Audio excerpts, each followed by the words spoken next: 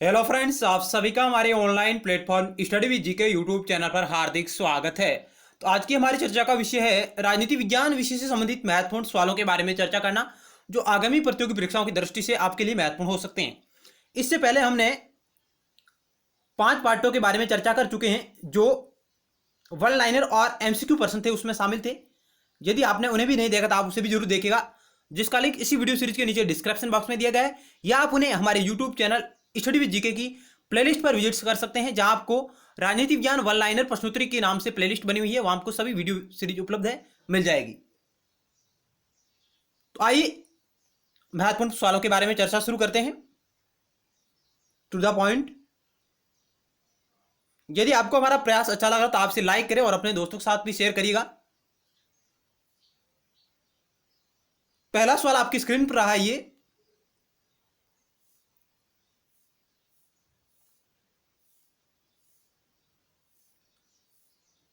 अंतर्राष्ट्रीय लोकतंत्र दिवस कब मनाया जाता है? 13 मार्च, 15 सितंबर, 31 जुलाई, 4 मार्च। क्या होगा इस सवाल का right answer? International democracy day कब मनाया जाता है?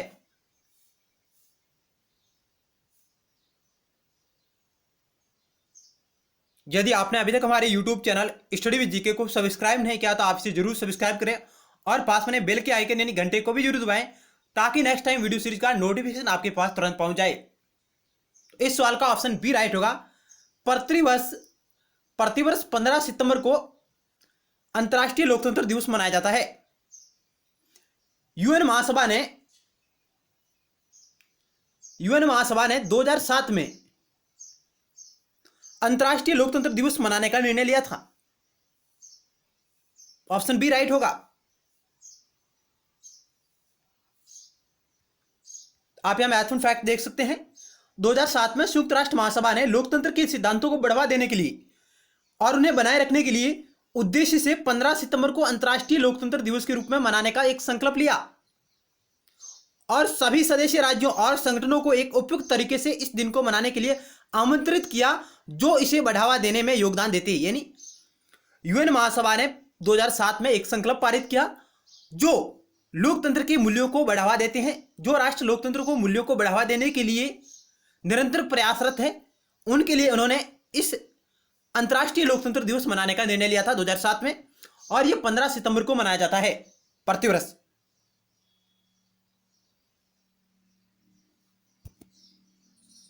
चलते हैं नेक्स्ट सवाल की ओर।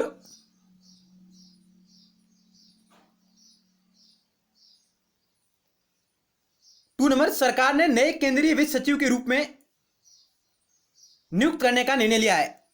यानी सरकार ने नए केंद्रीय वित्त सचिव के रूप में किसे नियुक्त करने का निर्णय लिया है?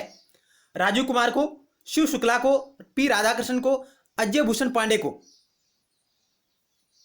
यानी आप कह सकते हैं कि वर्तमान में भारत के नए केंद्रीय वित्त सचिव कौन बने? तो इस सवाल का ऑप्शन डी राइट होगा। अजय भूषण पांडे है जो भारत के नए वित्त सचिव बने हैं हाल ही में।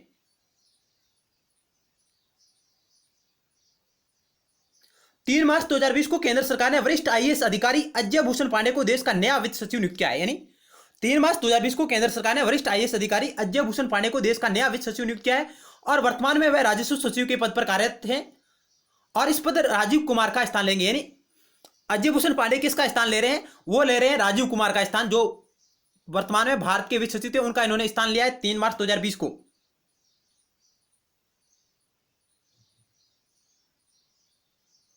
नेक्स्ट 4 नंबर सवाल आपकी स्क्रीन पर रहा।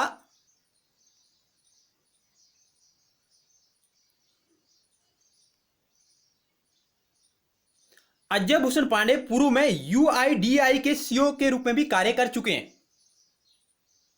आप कमेंट बॉक्स के माध्यम से ये बताइएगा कि यूआईडीआई क्या है और इसकी स्थापना कब हुई। 3 नंबर सवाल आपकी स्क्रीन पर रहा।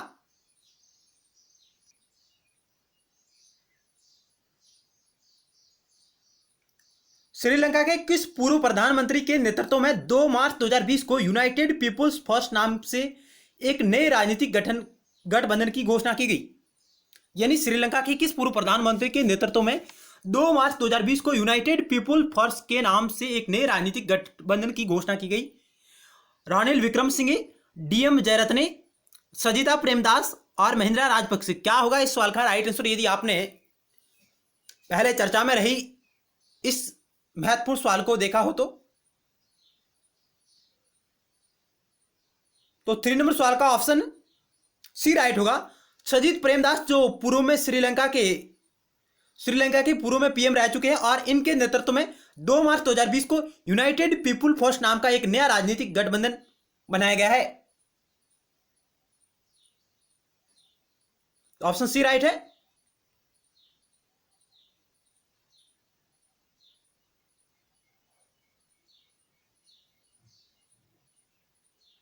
श्रीलंका में आज पूर्व प्रधानमंत्री सजित प्रेमदास के नेतृत्व में एक नए राजनीतिक गठबंधन की घोषणा की गई।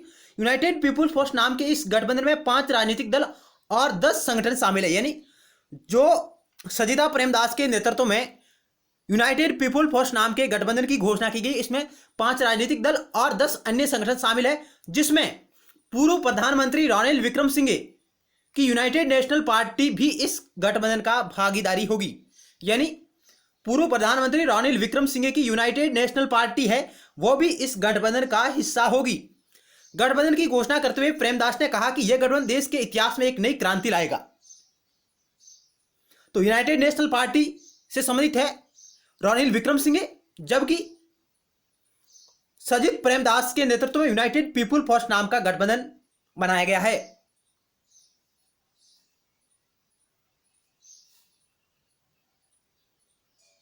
चलते हैं नेक्स्ट सवाल की ओर।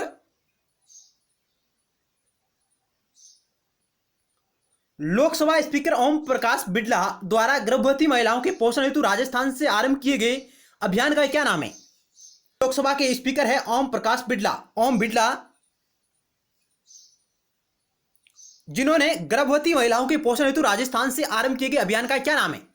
मातृ वंदना योजना, सुपोषित मां अभियान, जननी सुरक्षा योजना, स्वस्थ मां अभियान।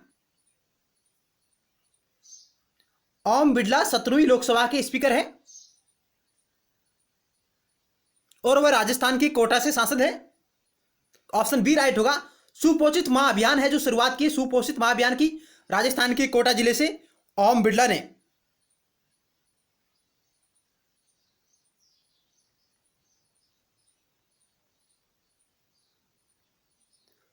निम्नलिखित में से किस दिन पूर्व प्रधानमंत्री मोरारजी देसाई की जयंती मनाई जाती है? 29 फरवरी, 1 मार्च, 2 मार्च, 28 फरवरी। भारत के पूर्व प्रधानमंत्री रह चुके मोरारजी देसाई, जिन्होंने असली गुट निरपेक्षता का नारा दिया था, वास्तविक गुट निरपेक्षता का जो नारा दिया था इन्होंने, मोरारजी देसाई ने 1977 में इन्होंने कहा था कि अमेरिका और सोवियत संघ से शीत युद्ध के दौरान इन्होंने कहा कि अमेरिका और सोवियत संघ दोनों से बराबर दूरी हमें बनाए रखनी होगी, और इन्होंने वास्तविक गुट निरपेक्षता का जो नारा दिया। और इनकी जयंती कब मनाई जाती है? ऑप्शन ए राइट होगा। 29 फरवरी को पूर्व प्रधानमंत्री मोरारजी देसाई की जयंती प्रतिवर्ष मनाई जाती है 29 फरवरी को। और 29 फरवरी 4 वर्ष में एक बार आती है, ध्यान रखिएगा मित्रों, 29 फरवरी 4 वर्षों में एक बार आती है, लीप वर्ष में।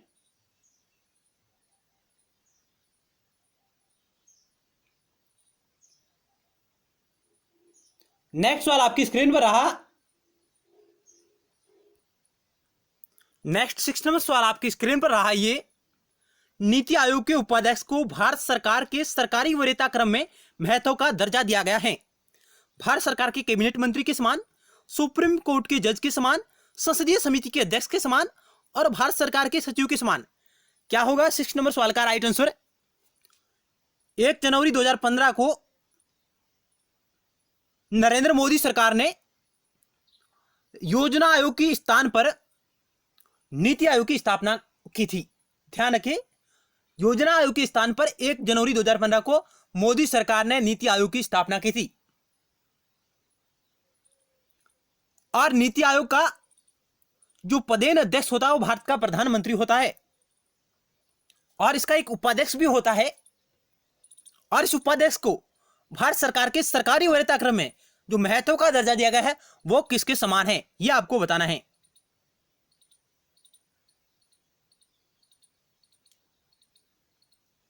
तो इस सवाल का ऑप्शन ए राइट होगा। भारत सरकार के कैबिनेट मंत्री के समान नीति आयोग के उपाध्यक्ष को यह दर्जा प्रदान किया गया सरकारी वरीयता क्रम के अनुसार। और नीति आयोग है यह सहकारी संघवाद के सिद्धांत पर आधारित है, यानी सहकारी संघवाद के सिद्धांत पर आधारित है नीति आयोग।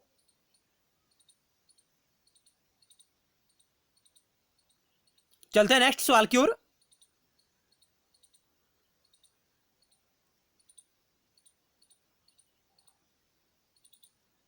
सेवन नंबर सवाल, निम्नलिखित में से कौन लोकसभा के अध्यक्ष कभी नहीं रहे? इनमें से आपको उसका चयन करना है जो कभी लोकसभा के अध्यक्ष नहीं रहे। केबी के सुंदरम, जीएस ढिल्लो, बलिराम भगत, हुकम सिंह। क्या होगा इस क्वेश्चन का राइट आंसर, आप चयन करें।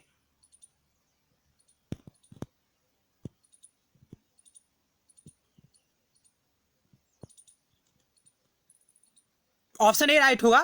केबी के सुंदरम है जो लोकसभा के कभी अध्यक्ष नहीं रहे, ध्यान रखिएगा, केबी के सुंदरम। जबकि जीएस ढिल्लो है, बलिराम भगत है और हुकम सिंह लोकसभा के अध्यक्ष रह चुके हैं। चलते हैं नेक्स्ट सवाल की ओर। और लोकसभा के जो प्रथम अध्यक्ष थे वो थे जीवी मावलंकर। जीवी मावलंकर, गणेश शंकर वासुदेव मावलंकर जो लोकसभा के पहले अध्यक्ष थे। जबकि वर्तमान में है ओम बिड़ला, 17वीं लोकसभा में लोकसभा स्पीकर है ओम बिड़ला। जबकि लोकसभा की पहली महिला अध्यक्ष कौन थी? तो लोकसभा की पहली महिला अध्यक्ष बनी थी आपकी मीरा कुमार। मीरा कुमार है जो लोकसभा की पहली महिला अध्यक्ष बनी थी। कब बनी थी? तो यह 15वीं लोकसभा में थी। मीरा कुमार 15वीं लोकसभा में लोकसभा की पहली महिला अध्यक्ष बनी थी। जबकि दूसरी महिला अध्यक्ष कौन बनी? तो वो बनी थी 16वीं लोकसभा में सुमित्रा महाजन।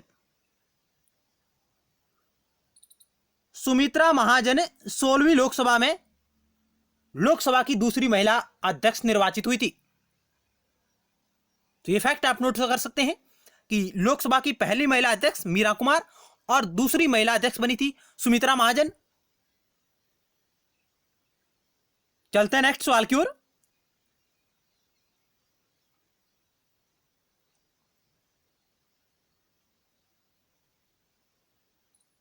एट नंबर सवाल, निम्नलिखित में से किसे संसद के दोनों सदनों में बोलने, अन्य कार्यवाहियों में शामिल होने तथा किसी भी संसदीय कमेटी का सदस्य होने का अधिकार तो है परंतु उसे वोट देने का अधिकार नहीं है? यह किसके संदर्भ में बात की जा रही है?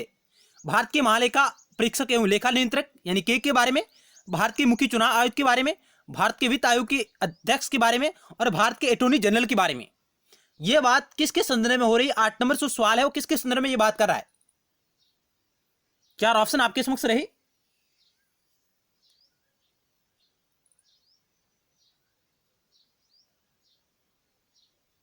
तो इस सवाल का ऑप्शन डी राइट होगा, भारत का अटॉर्नी जनरल। भारत का अटॉर्नी जनरल, उसके बारे में यह बात है कि वह संसद के दोनों सदनों में बोलने और अन्य कार्यों में शामिल होने तथा किसी भी संसदीय कमेटी का सदस्य होने का अधिकार रखता है, लेकिन उसे संसद में वोट देने का अधिकार नहीं है। भारत का अटॉर्नी जनरल भारत का महान्यायवादी, भारत का सर्वोच्च विधि अधिकारी होता है। भारत सरकार का सर्वोच्च विधि अधिकारी माना जाता है भारत का महान्यायवादी या भारत का अटॉर्नी जनरल, जो भारत सरकार को विधि संबंधी परामर्श देता है।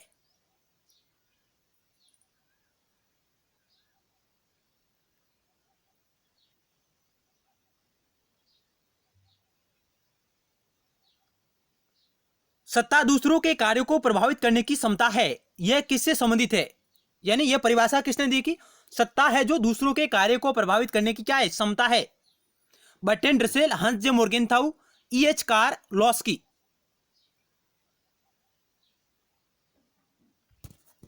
तो इस सवाल का ऑप्शन एक राइट होगा। बर्ट्रैंड रसेल कहते हैं कि सत्ता क्या है? तो वे बताते हैं कि सत्ता दूसरों के कार्यों को प्रभावित करने की क्षमता है या शक्ति है। ऑप्शन एक आपका राइट होगा। हंस जे मोर्गेनथाउ एक यथार्थवादी विद्वान है और इन्होंने कहा कि राजनीति सत्ता के संघर्ष की अतिरिक्त कुछ नहीं है। हंस जे मोर्गेनथाउ कहते हैं कि राजनीति है जो सत्ता के संघर्ष के अतिरिक्त कुछ भी नहीं है। यह परिभाषा इन्होंने दी है कि राजनीति सत्ता के संघर्ष के अतिरिक्त कुछ भी नहीं है।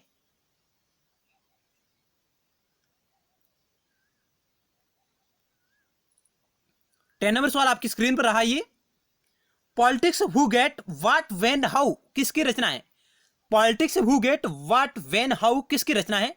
Herald D Lasswell, Laski, Bertrand Russell, Lord William.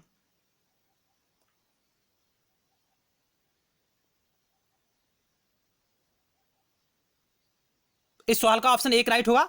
Herald D Lasswell की यह पुस्तक है politics who get what when how.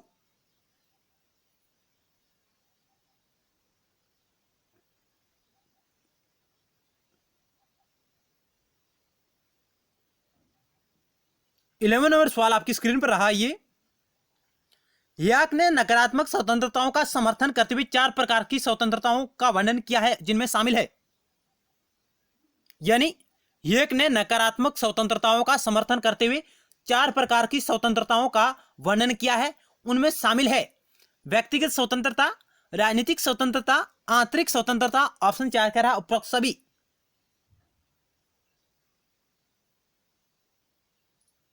तो इस सवाल का ऑप्शन 4 राइट होगा।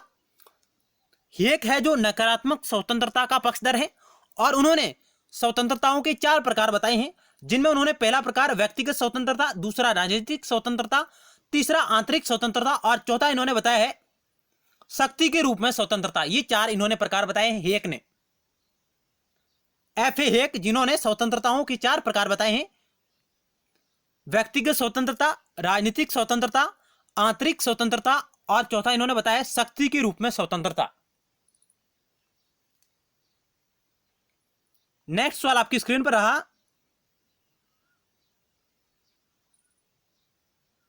गांधी मृत्यु के बाद अपने जीवन काल से भी अधिक शक्तिशाली हैं, यह कथन किसका है?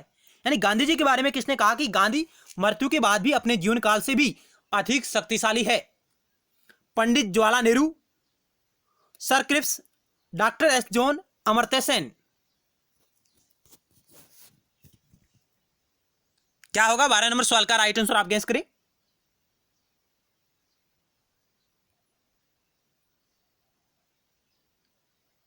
बारह नंबर सवाल का ऑप्शन 3 राइट होगा। डॉक्टर एस जॉन ने यह कहा था कि गांधी जी मृत्यु के बाद भी अपने जीवन काल से भी अधिक शक्तिशाली हैं। गांधी जी के बारे में इन्होंने कहा था डॉक्टर एस जॉन ने।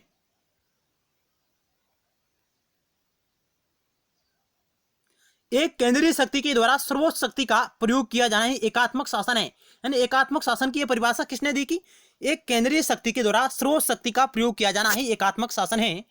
Dicey, Montesquieu, Laski, सिबेन।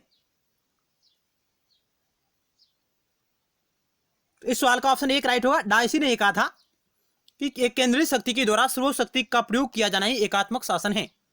यह डायसी की प्रसिद्ध परिभाषा है।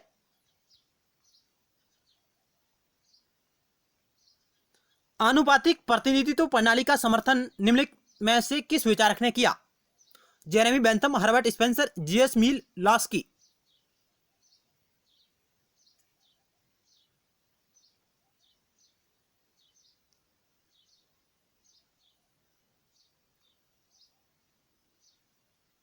इस सवाल का ऑप्शन 3 राइट होगा। जीएस मिल ने आनुपातिक प्रतिनिधित्व प्रणाली का समर्थन किया था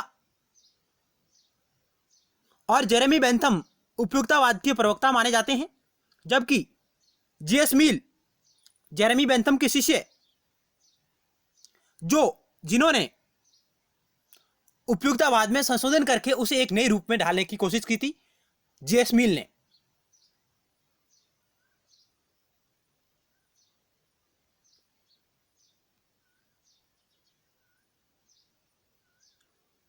सर्वोच्च न्यायालय के निम्नलिखित विवादों को कालक्रम में व्यवस्थित करें। यानी सर्वोच्च न्यायालय ने जिन विवादों का जो निर्णय दिया है उन विवादों को आपको कालक्रम में व्यवस्थित करना है।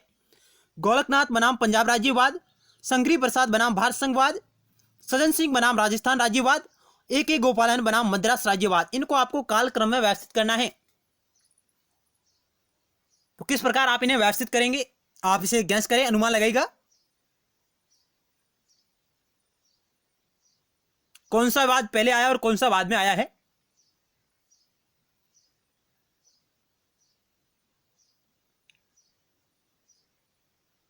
तो आइए शुरुआत करते हैं। गोलकनाथ बनाम पंजाब राज्यवाद कब आया था? गोलकनाथ बनाम पंजाब राज्यवाद आया था आपका 1967 में। शंकरी प्रसाद बनाम भारत संघवाद कब आया? शंकरी प्रसाद बनाम भारत संघवाद कब आया? तो यह आया था आपका 1952 में। सज्जन सिंह बनाम राजस्थान राज्यवाद कब आया? सज्जन सिंह बनाम राजस्थान राज्यवाद आया था आपका 1965 में। ए के गोपालन बनाम मद्रास राज्यवाद कब आया था आपका? यह था आपका 1950 में। इस प्रकार आप इसे कूट बना सकते हैं कि सबसे पहले आपका ए के गोपालन बनाम मद्रास राज्यवाद आ जाएगा और उसके बाद आपका आ जाएगा शंकरी प्रसाद बनाम भारत संघवाद और उसके पश्चात आपका आ जाएगा सज्जन सिंह बनाम राजस्थान राज्यवाद और उसके पश्चात आपका आ जाएगा गोरखनाथ बनाम पंजाब राज्यवाद।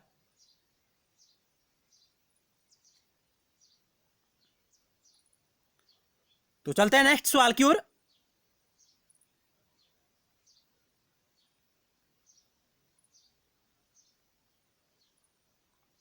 राज्य द्वारा प्रारंभिक वस्तुओं का वेतन समान होना चाहिए,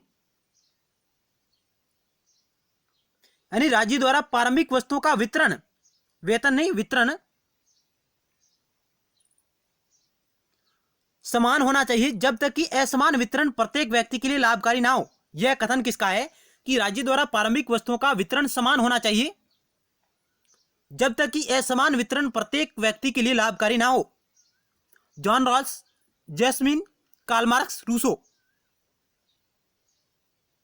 इस सवाल का ऑप्शन ए राइट हुआ, जॉन रॉल्स ने यह कहा था। चलते नेक्स्ट सवाल की ओर।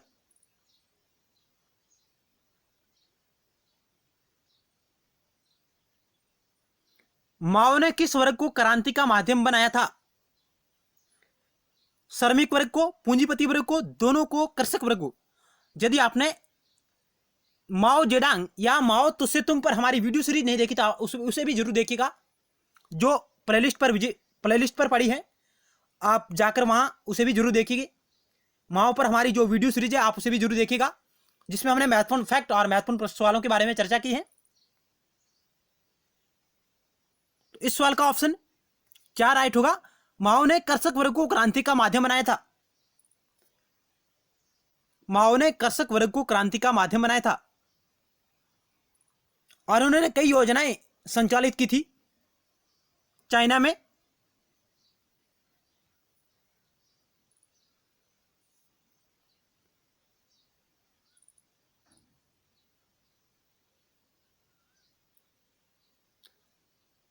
संयुक्त राष्ट्र संघ की महासभा ने अपने एक विशेष अधिवेशन में कब नई अंतरराष्ट्रीय अर्थव्यवस्था हेतु एक घोषणा पत्र जारी किया? यूएनओ की महासभा ने किस वर्ष नई अंतरराष्ट्रीय अर्थव्यवस्था हेतु एक घोषणा पत्र जारी किया था? 1958, 1964, 1974, 2004?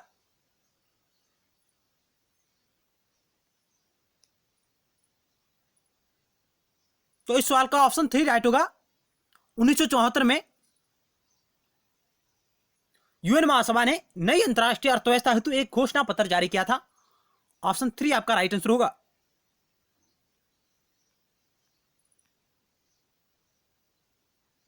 अखिल भारतीय मुस्लिम स्त्री सम्मेलन की स्थापना कब हुई? अखिल भारतीय मुस्लिम स्त्री सम्मेलन की स्थापना कब हुई? 1900, 1916, 1937, 1940?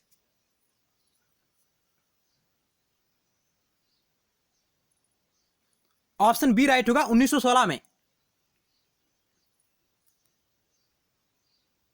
जबकि मुस्लिम लीग की स्थापना कब हुई थी? 1906 में।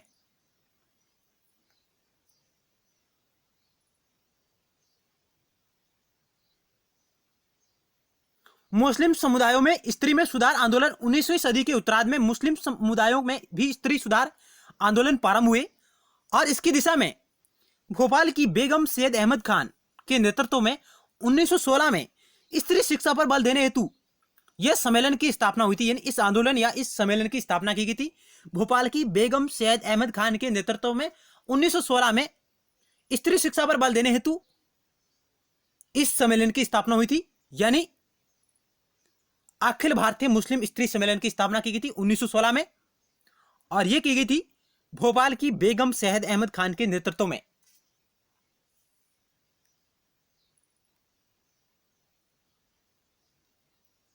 संरक्षक नौकरशाही की जन्मभूमि मानी जाती है अमेरिका, ब्रिटेन, भारत, चीन। संरक्षक नौकरशाही की जन्मभूमि मानी जाती है। इसे लूट प्रणाली के नाम से भी जाना जाता है, लूट प्रणाली के नाम से भी इसे जाना जाता है, या लूट नौकरशाही के नाम से भी जाना जाता है। ऑप्शन एक राइट होगा। अमेरिका में संरक्षक नौकरशाही की जन्मभूमि मानी जाती है क्योंकि जब अमेरिका का राष्ट्रपति निर्वाचित होता है तब वह अपने चाहते लोगों को नौकरशाही के अंतर्गत पद पर आसीन करता है।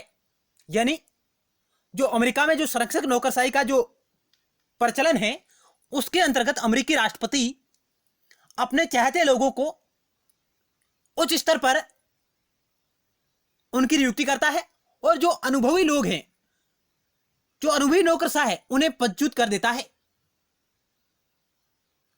और संरक्षक नौकरशाही का जो यह प्रकार किसने बताया था? एफएम मार्क्स है, जिन्होंने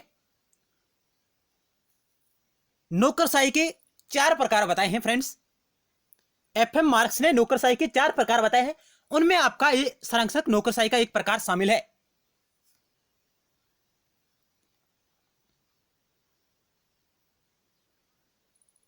एफएम मार्क्स ने नौकरशाही के 4 प्रकार बताए हैं जो कालक्रमानुसार इस प्रकार है, जिनका क्रम इस प्रकार रहेगा आपका। कई बार परीक्षाओं में एक क्वेश्चन पूछा गया उनका क्रम क्या है, तो क्रम भी आपका यही है उनका। और एफएम मार्क्स ने नौकरशाही के जो 4 प्रकार बताए उनमें अभिभावक नौकरशाही, जातिगत नौकरशाही, संरक्षक नौकरशाही, योग्यता पर आधारित नौकरशाही। अब अभिभावक नौकरशाही है, इसमें जो कुलीन वर्ग है, जो अभिजात वर्ग है, उसके लोग ही नौकरशाही के अंतर्गत उच्च पदों पर विराजमान होंगी। जो प्लेटो का शासनकाल था, प्लेटो का राज्य था, वहां पर अभिभावक नौकरशाही का जो प्रचलन है हमें देखने को मिलता है। यदि हम शुरुआत में देखें प्राचीन काल में जो हमें अभिभावक नौकरशाही का जो हमें प्रचलन देखने को मिलता है, तो प्लेटो के आदर्श राज्य में हमें देखने को मिलता है जातिगत नौकरशाही और संरक्षक नौकरशाही, जिसे लूट प्रणाली के नाम से भी जाना जाता है।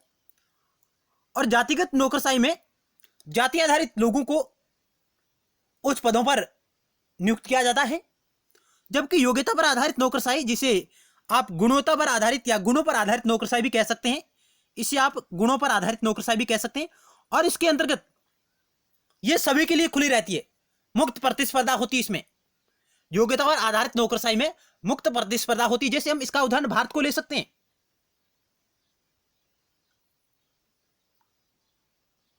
तो ये 4 प्रकार है जो एफएम मार्क्स ने बताए नौकरशाही की, और इनका कालक्रम, इनका जो क्रम है ये इसी प्रकार रहेगा। तो इस वीडियो सीरीज के अंतर्गत हमने राजनीति विज्ञान विषय से संबंधित महत्वपूर्ण सवालों के बारे में चर्चा की। मिलते हैं नेक्स्ट टाइम एक नए टॉपिक के साथ और महत्वपूर्ण सवालों के साथ। धन्यवाद।